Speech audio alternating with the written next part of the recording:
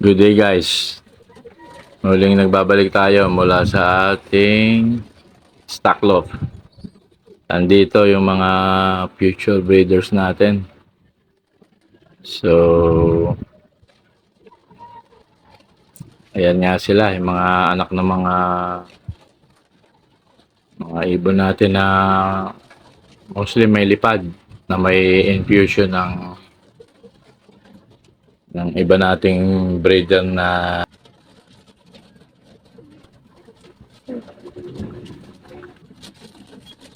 gaya nito. More likely ano to, yung kung hindi yan checkered niya, kung hindi yan yung anak ni Stitch Yanning, o maaaring ano yan, yung anak ni Emil Gaspar tsaka ni Bastian Banden. Eto naman ano to, yung etong black check na to, anak to ni ano ni Briggs tsaka ni Stitch Huertas. Yan sila. Malakas magsikain eh, oh. Alam nila, one time big time lang yan. Malagang pag oras ng kain kayo. Dahil one time lang yan. Ano tayo, refill. Yan. Lalakas manginain sila.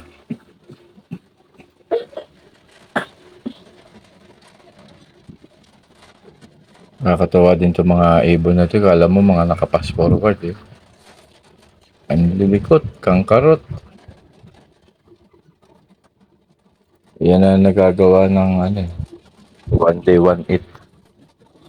Pinakamagandang vitamina nila. Lilikot oh. Ano yan eh, bali 6 na clay pot. Tagpipitong takal. Tagpipitong kutsarang plastic. So kung 6 sa 7, ano yan? Consists of 42 spoon, plastic spoon. Para sa before 16, ngayon 12 na lang sila. So busog-busog na sila dyan. Ano yan, pag hintulin yan, ano yan, ubos na yan, walang natitira. Dati nun, daming tapon-tapon, dami akong natatapon na pagkain, talaga nasasayang. Kaya hindi na ako nag 2-time feeding. Ano yan? Single feeding. Bihira na magpakain ulit. Bihirang magpakain ulit ako ng hapon. Kaya, ayan sila. Walang sayang na ma-maximize mo yung budget mo sa patuka. Kaya, ayan sila. So, ayan, kagaya yan. Kahit pellet, dumating na sa punto na pati pellet, wala na talaga silang ano yan eh, as time goes by talaga, pati pellet, kilala na nila yan. Wala na silang sinisino. Sa mga first hand na kainan, first days, first few days, talagang puro grains. Mais, sunflower, barley. Nahuhuli ang pellet. Pero sa mga ganitong ano na tiyempo, wala ka na makikita sa loop na to ng tira. Dati noon madami silang naitatapon, so sayang. Kaya ngayon na-maximize na natin, na-minimize mo yung wastage, na-maximize mo naman yung allocated mong budget sa kanila or allocated mong scoop. Yung takal nila talagang ano,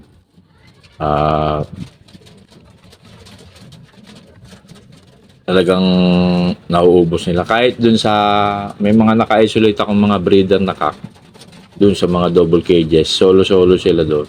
Ano yung binibigyan ko naman yun ng 3 kutsarang plastic. tatlong takal. Ngayon, pag may tira, dalawa.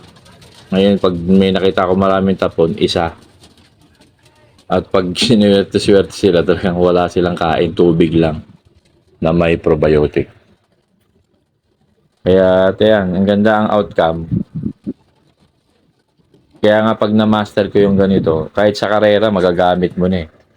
Kasi kung magpapatoka ka nga ng late, late, late tempo ng day or early afternoon, talagang yung nutrients nasa butsi na nila.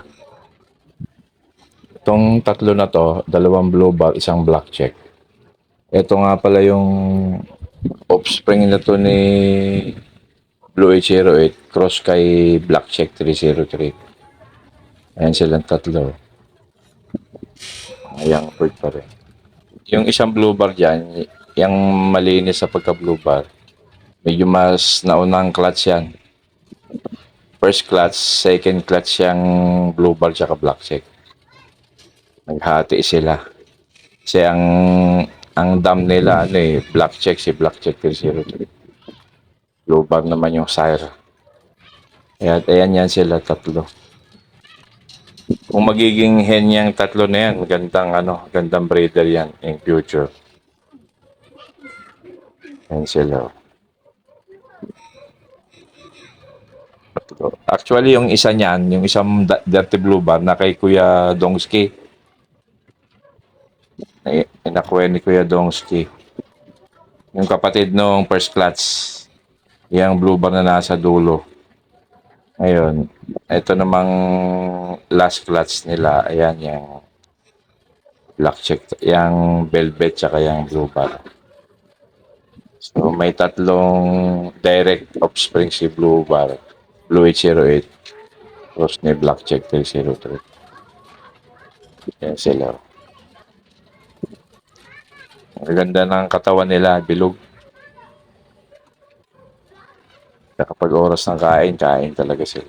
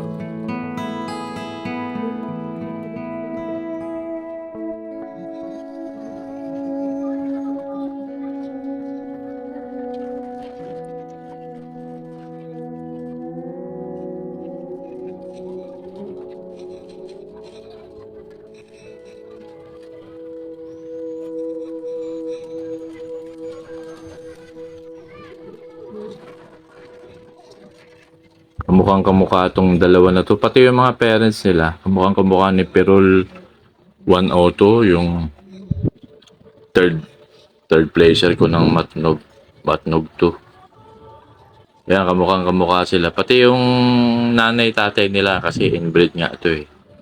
Kaya magandang materialis to pang breeding. Yan, dalawa. Kamukhang kamukha nila si ano talaga, si Perol 102. Si Perol 102, direct son ni Blue H08. Nung SDR 2021, nag-first matnog si Blue H08. Nung nag-ano naman, NDR Devers out naman na derby. Third placer naman ng matnog 2, si Perol 102. Kaya mag-ama, parehong nag-champion, kaya magandang indication yun ng isang breeder. Dapat ang breeder champion na siya, good performer, good racer, and then good breeder din. So nag-perform siya bilang flyer, tapos nung nagkaanak siya, actually anak niya sa karera yan eh, si Perol. Habang kinakarera ko siya noon, yun naman ang offspring niya. Kaya magandang indication din yun ng pagpili ng breeder na good racer, good flyer, and then good breeder. Isa sa criteria yun.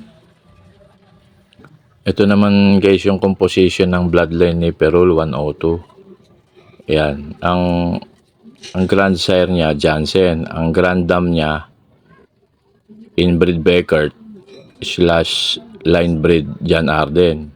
Naging anak nila yung nanay ni Perol na ipinalas ko kay Blue H08. Kaya nagkaroon sila ng offspring, yun nga si Perol 102.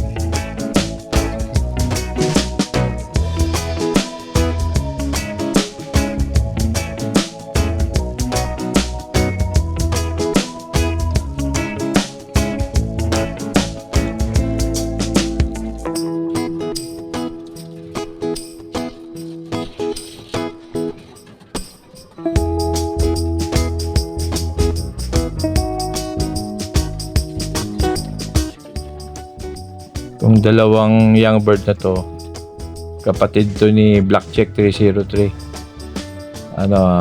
Half sibling, sire side, father side. Pareho sila ng tatay. Ang dam nitong dalawa na to, Stitch Vertas, Stitchelbaut Vertas. Yan ang yan. Yan ang strain niya. Lilikot yan, dalawa na yan eh. Magandang ang materialis na yan dito. Para si Blackcheck 303, hindi siya gulpe lalo sa breeding. Kasi mga kapatid niya to. Direct sibling niya tong mga to. More likely, yan tong dalawa na to. Yan ang purpose yan, kaya ka nag-ano na stock bird para